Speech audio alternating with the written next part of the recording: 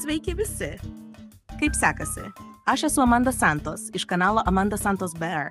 Jei esate čia pirmą kartą, labai malonu jūs matyti. Aš esu Brazilė, gyvenanti Kanarų salose ir man patinka rodyti nuostabias pasaulio vietas. Yra vietų, kurios atrodo lyg iš sapno. Tarp Baltijos jūros ir Kuršių marių iškyla Nida, ramus prieglobstis, kur laikas teka lėtai. Tikra lietuviška vasaros svajonė. Šiandien pakviesiu jūs atrasti šią beveik paslėptą Europos kertelę, pilną spalvų, istorijos ir kvapą gniaužiančių peizažų. Mūsų kelionė į Nidą prasideda Klaipėdoje, trečiame pagal dydį Lietuvos mieste ir svarbiausiame viso Baltijos regiono uoste.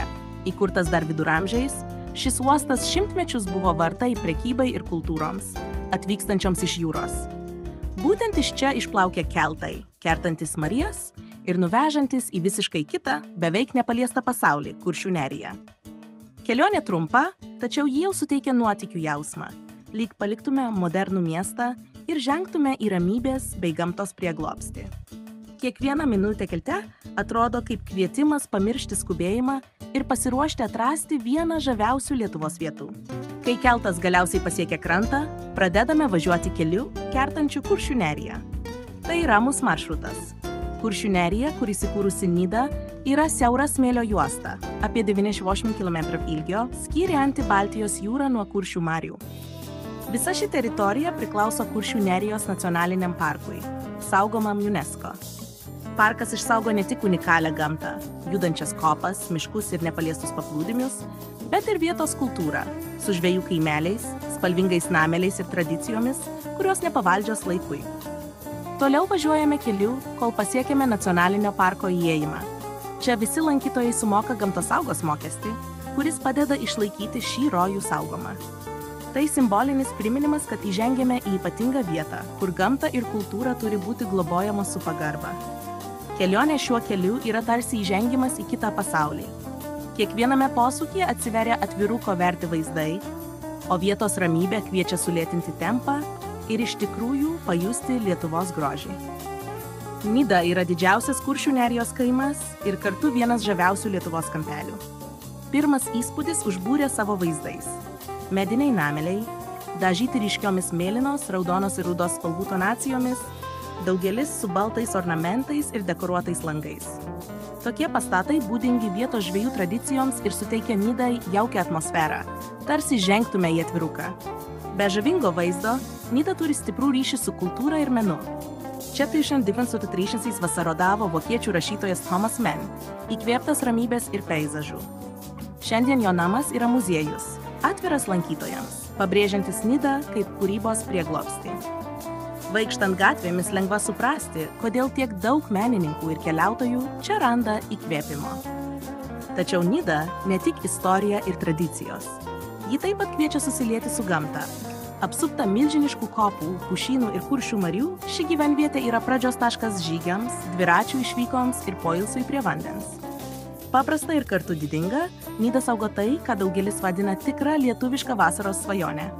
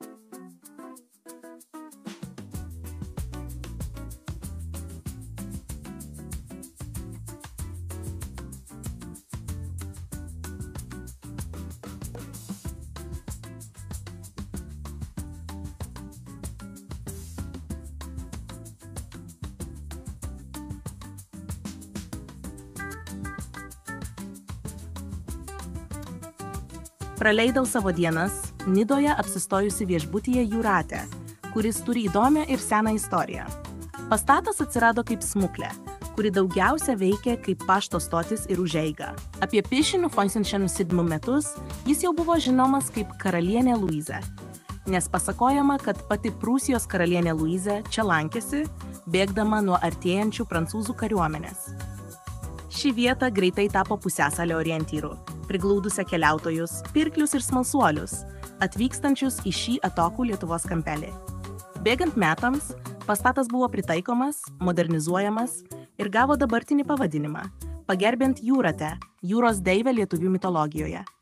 Net ir šiandien jo atmosfera saugo dalelę to praeities žavesio, derindama paprastumą, tradiciją ir svetingą dvasią, kurie apibūdina Nidą. Viešnagės metu galėjau pajusti, kad šis viešbutis yra ne tik vieta pernakvoti, bet ir dalis vietos istorijos. O labiausiai mane pakerėjo vaizdas iš kambario lango. Nuostabus, besikeičiantis kartu su dienos šviesos atspalviais. Prisiminimas, kuris išliko kaip esminė mano patirties dalis šiame tikrame lietuviškame vasaros sapne. Verta prisiminti, kad viešbučio pavadinimas siejamas su Jūrate, jūros deivė lietuvių mitologijoje. Pasak legendos, ji gyveno Gintaro rūmuose Baltijos jūros dugne ir įsimylėjo paprastą žveją Kastytį. Ši draudžiama meilė sukėlė Perkūno griaustinio dievo rūstybę. Jis sugriovė rūmus žaibais ir paskleidė Gintaro šukės po jūrą. Iki šiol daugelis sako, kad Gintaro gabalėliai randami Lietuvos pajūryje yra Jūratės ašaros, liejamos dėl jos mylimojo. Pasivaikščiojimas Nidos lagūnos pakrantės taku buvo visiškai magiška patirtis. Rami vandens gelmė atspindėjo dangų mėlynais ir auksiniais tonais, o lengvas vėjas nešė vietinės augmenijos kvapą. Kiekvienas žingsnis tarsi perkeldavo į kitą pasaulį, kuriame gamta ir ramybė susiliejo tobulai. Maži paukščiai skraidė virš vandens, o švelnus bangų plakimas į krantą kūrė taikos jausmą, kuris apėmė mane su kiekviena akimirka. Einant taku, mane nustebino mažos trobelės ir spalvingi laiveliai, nusėję peizažą, sukurdami vaizdą lyg iš paveikslo. Būtent šiame žavingame fone išvydau Gintaro muziejų, vietą, kurią jau seniai troškau aplankyti. Deja, tuo metu muziejus buvo uždarytas, bet tai nesumažino mano susižavėjimo jo architektūrą ir fasado detalėmis. Kiekvienas elementas atrodė pasakojantis senas istorijas, susijusias su regiono tradicija ir Gintaro svarba vietos kultūrai. Net negalėdama užeiti vidun, galėjau pasigrožėti muziejaus išorę ir pajusti gyvą istorijos dvasią, tvyrančią toje vietoje. Šiltos pastato spalvos puikiai derėjo prie švelniai žalių medžių aplink, o Gintaro blizgesys išoriniuose languose gaudė saulės šviesą, sukeldamas magiškus atspindžius. Apsilankymas, nors ir trumpas bei nepilnas, paliko stiprų įspūdį, parodantį, kad Nida yra vieta, kur gamta, kultūra ir emocijos susilieja nepamirštamų būdų. Gintaras, dažnai vadinamas Baltijos auksu, yra suakmenėjusi sakų masė, sauganti milijonų metų istoriją. Be savo unikalios grožio, nuo skaidriai auksinio iki sodriai rudo, Gintaras neretai slepia mažų vabzdžių ar augalų fragmentų, tarsi tikrus liudijimus iš tolimos praeities. Nidos ir visos Kuršių nerijos regione Gintaras visada turėjo ypatingą reikšmę. Iš jo buvo gaminami ir subtilūs papuošalai, ir dekoratyvinės detalės bei amuletai. Įdomu tai, kad kiekvienas Gintaro gabalėlis yra unikalus, o jo energijos ir grožio suvokimas lemia vertinimą ne tik dėl estetikos, bet ir dėl kultūrinės bei dvasinės reikšmės. Gintaro prekyba šiame regione siekia šimtmečius, kai vietos pirkliai ir amatininkai jau tyrinėdavo pajūrius, ieškodami šių jūros turtų. Šiandien Nida išlaiko šią tradiciją gyvą. Parduotuvėse ir turguose galima rasti kruopščiai apdirbtų dirbinių, nuo vėrinių ir apyrankių iki skulptūrėlių bei suvenyrų. Gintaras čia jungia praeitį ir dabartį. Lankytojai ir vietiniai gyventojai gali stebėti senovinės amato technikas, taikomas šiuolaikiniuose kūriniuose, kurie atspindi regiono tapatybę. Be to, gausų muziejų ir galerijų skirtų Gintarui, kurios suteikia žinių apie jo kilmę, unikalius bruožus bei ekonominę ir kultūrinę reikšmę bendruomeniai per visą istoriją. Nidos gyvūnija tiesiog žavi ir mane stebino kiekviename žingsnyje. Pasivaikščiojimų metu mačiau migruojančius paukščius, skrendančius virš lagūnos ir kopų. Kai kurių jų plunksnos buvo tokios ryškios, kad atrodė lyg nutapytos. Anties ir gulbės grakščiai slydo vandeniu, o mažos žuvelės žibėjo po skaidriu paviršiumi, sukurdamos magiškus atspindžius saulės šviesoje. Apylinkėse gyvena triušiai ir mažos laputės. Nors man jų nepavyko pamatyti, jie yra neatsiejama vietos ekosistemos dalis, užbaigianti gyvos ir pulsuojančios gamtos paveikslą. Toks rūšių įvairumas rodo, kad Nida yra tikras prieglobstis laukiniai gamtai, o šis artumas su gyvūnais, kurių nėra kasdienybėje, padaro patirtį dar ypatingesnę. Regiono augmeninė yra nemažiau įspūdinga ir suteikia unikalų harmonijos pojūtį. Pavasarį ir vasarą kopos bei lagūnos pakrantės pasidengia laukinėmis gėlėmis violetiniais, geltonais ir baltais tonais, sudarydamos spalvotus kilimus, besitęsiančius kiek tik akis mato. Vietinės medžių ir krūmų rūšys, prisitaikiusios prie smėlingos dirvos, suteikia pavėsį ir puikiai kontrastuoja su gilios lagūnos mėlyne. Lengvas gėlių ir drėgnos augmenijos aromatas susimaišo su vėju, sukeldamas beveik magišką ryšio su gamta pojūtį. Kiekviena detalė, nuo lapų švelniai siūbuojančių vėjyje iki mažų vabzdžių, dūzgiančių tarp žiedų, atrodė kruopščiai suderinta, paversdama Nidą ne tik turistų traukos vietą, bet ir tikrų gamtos šventoriumi, įsirėžiančių į atmintį kiekvienam, kas čia apsilanko.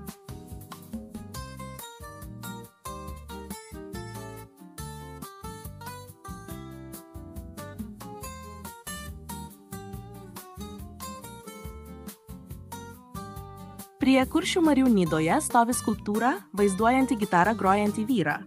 Tai paminklas lietuvių muzikui Vytautui Kernagiui, garsėjusiam tuo, kad išpopuliarino modernėją muziką Lietuvoje ir gynė šalies kultūrą.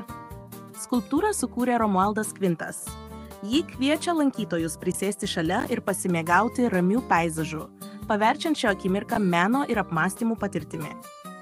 Be to, kad įamžina Kernagio atminimą, skulptūra harmoningai įsilieja į marių aplinką, parodydama, kaip menas ir gamta susipina Nidos kultūrinėme pavelde.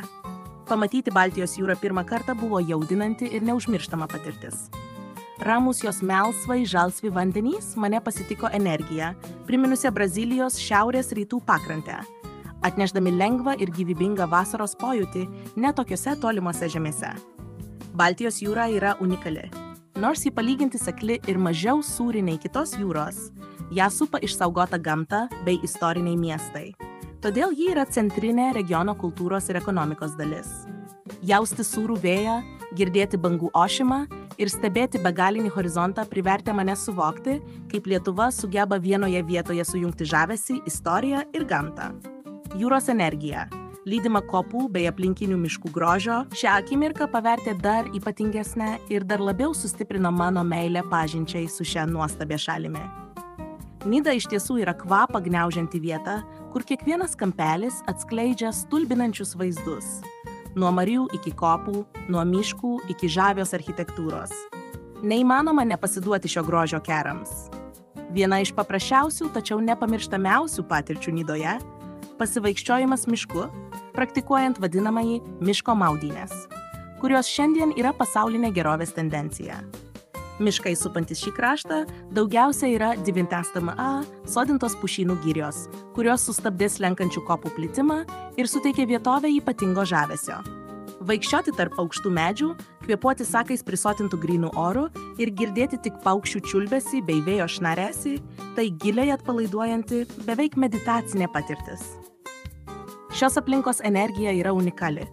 Šviesos ir šešėlių žaismas tarp lajų, stiprus medienos aromatas ir jauki tyla sukūrė atmosferą atgaivinančią kūną ir protą. Būti čia, tiesioginėme kontakte su gamta, leidžia pajusti vietos didybę ir visam laikui širdyje išsaugoti taikos bei ryšio pojūtį, kurį taip dosniai dovanoja Nida. Atrodo, kad miškas turi galią išvalyti mintis ir suteikti erdvės naujoms įkvėpimo bangoms. Be abejonės, tai buvo viena įsimintiniausių mano kelionės po Lietuvą akimirkų. Nidoje taip pat turėjau progą apsilankyti vietinėme restorane ir paragauti tipiškos šio krašto žuvies, paruoštos tiesiog nuostabiai skaniai. Vieta buvo jauki, kupina miesto žavesio. Atvykus restoranas buvo beveik tuščias, bet po kelių minučių jis prisipildė besišypsančių šeimų, dalyjusiųsi gyvomis kalbomis ir gardžiais patiekalais, sukurdami jaukią ir gyvybingą atmosferą. Aptarnavimas buvo dėmesingas, o maistas tikrai vertas pagyrų. Šviežias, gerai pagardintas ir su meile patiektas. Laukti teko kiek ilgiau, tačiau būtent todėl, kad kiekvienas patiekalas ruošiamas vietoje, o tai iš esmės pakeičia skonį ir patirtį. Tai buvo vakarienė, kuri sujungė skonį, svetingumą ir autentiškumą, palikusi man nuostabų prisiminimą iš šio apsilankimo Nidoje. Nidos virtuvė skaniai atspindi artumą Baltijos jūrai ir lietuviškas tradicijas, siūlydama paprastus, šviežius bei gardžius patiekalus. Žuvis čia neabejotinai yra pagrindinis herojus. Silkė, rūkyta ungurė ir ešerys pasirodo įvairiuose receptuose, dažnai patiekiami su bulvėmis, šviežiomis salotomis ir ruginės duonos riekėmis. Vasarą gastronomija tampa dar ypatingesnė, nes ant stalų pasirodo šaltos sriubos, tokios kaip tradicinė šaltibarščiai, gaminama iš burokėlių ir patiekiama gerai atšaldyta. Tobulas patiekalas karštoms dienoms. Vietinės uogos, tokios kaip mėlynės ir avietės, taip pat puošia desertus bei gėrimus, suteikdamos stalui ryškių spalvų. Valgyti Nidoje reiškia ne tik pasisotinti, bet ir pasinerti į vietos kultūrą, pajusti, kaip kiekvienas patiekalas neša savyje dalelę šios gamtos ir tradicijų apsuptos žemės tapatybės. O tiems, kurie manė, kad dėl šalčio aš neįbrisiu į Baltijos jūrą, klydote. Man pavyko įlipti ir mano nuostabai, vanduo buvo gaivus bei atgaivinantis. Ta dieną saulė švietė ryškiai, padarydama viską dar malonesniu, ir aš tikrai galėjau mėgautis bei pajusti šio nuostabaus ir ypatingo jūros grožio energiją. Tai buvo grynos jungties akimirka, tarsi pati gamta mane priimtų ir pakviestų intensyviai išgyventi kiekvieną sekundę. Nida, su savo gamta, kultūra, virtuve ir unikaliu charakteriu, pasirodė kaip neužmirštama vieta, gebanti sužavėti ir nustebinti kiekvienoje smulkmenoje. Ši kelionė liks mano širdyje visam laikui, kaip transformuojanti patirtis, privertusi dar labiau pamilti Lietuvą ir viską, ką ji gali pasiūlyti. Jeigu jums patiko šis vaizdo įrašas, nepamirškite paspausti patinka, pasidalinti su draugais ir užsiprenumeruoti kanalą. Primenu, kad vaizdo įrašai yra prieinami portugalų, ispanų, italų, anglų ir rusų kalbomis, kad dar daugiau žmonių galėtų sekti šią kelionę. Labai ačiū, kad buvote kartu ir kitame epizode parodysiu jums nuostabų kopų parką bei skulptūrų parką. Nepražiopsokite. Viso gero!